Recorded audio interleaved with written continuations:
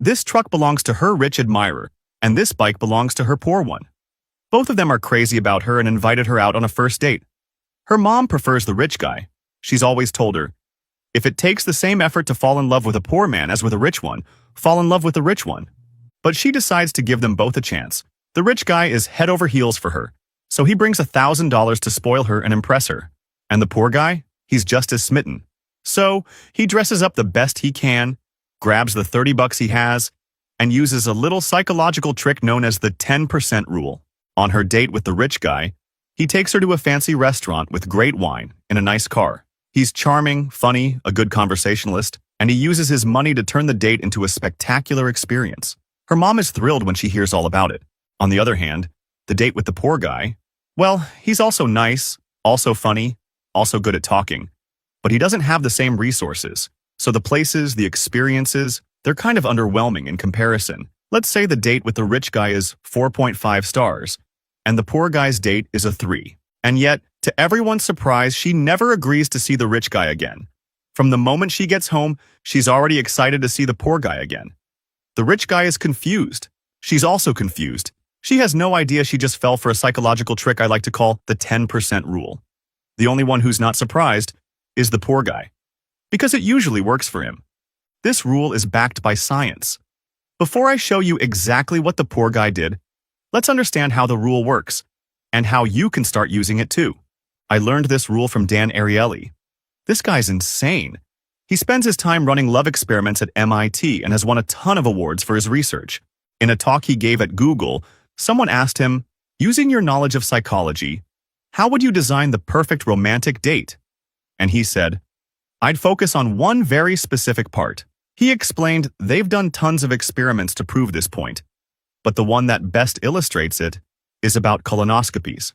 Just a reminder, a colonoscopy is a horribly unpleasant medical procedure where they insert a flexible tube through your rectum with a tiny camera on the tip, so the doctor can inspect your large intestine for abnormalities.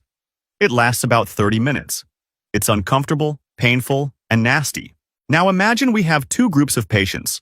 The first group gets the regular procedure, and the second group, after going through the same 30 minutes of suffering, is left with the tube inside for 5 more minutes. But during those 5 minutes, they don't make it painful. They don't move the camera around anymore, because what really hurts is when they insert it and move it around.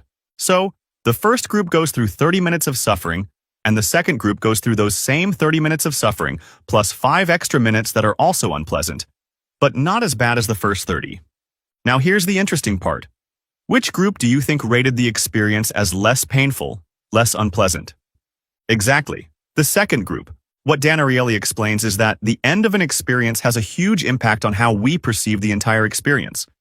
So for the second group, since the ending wasn't so bad, they remember the whole thing as less terrible. Weird, right? No one in their right mind would say, hey, leave the tube in for 5 more minutes, please. But that's how the mind works. And that's exactly what the poor guy takes advantage of with the 10% rule.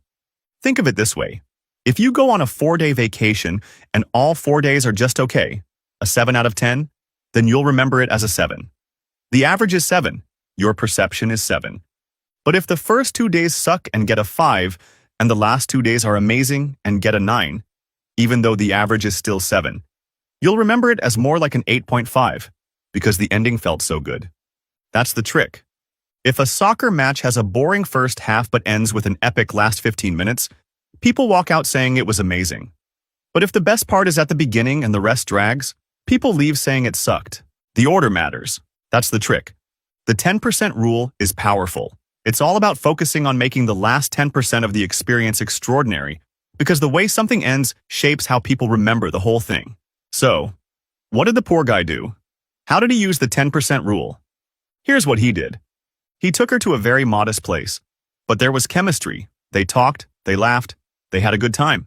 And he liked her so much, was so into her, that he said, look, I don't usually do this because it's out of my budget, but I want to take you for a drink somewhere special. So they went to a tiny bar, ordered a small bottle of wine, and after a couple of glasses, the poor guy pulled out his guitar and played 2 or 3 songs just for her. What he felt was real.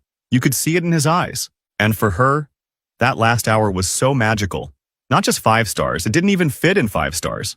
It was more like a 6 or a 7 or even an 8. That last 10% of the date was so magical that when she got home and walked through her door, that's what stayed in her mind. That's what shaped her whole memory of the night. And she felt like she just had one of the best dates of her life. So next time you want to impress someone, remember, just like in soccer, just like the poor guy's romantic date, and even in a damn colonoscopy, the end of the experience changes how people perceive the whole thing. Next time you want to leave someone thinking, wow, take advantage of the 10% rule. Since 70% of your life is made up of the things you do every single day, your daily habits, it's crazy how, if you focus on just a few key habits, in a short time, you'll start noticing changes in your mood, in your body, in your direction in life. Because every day you do the same thing. You lay another brick on the same tower, and you improve, and improve, and improve.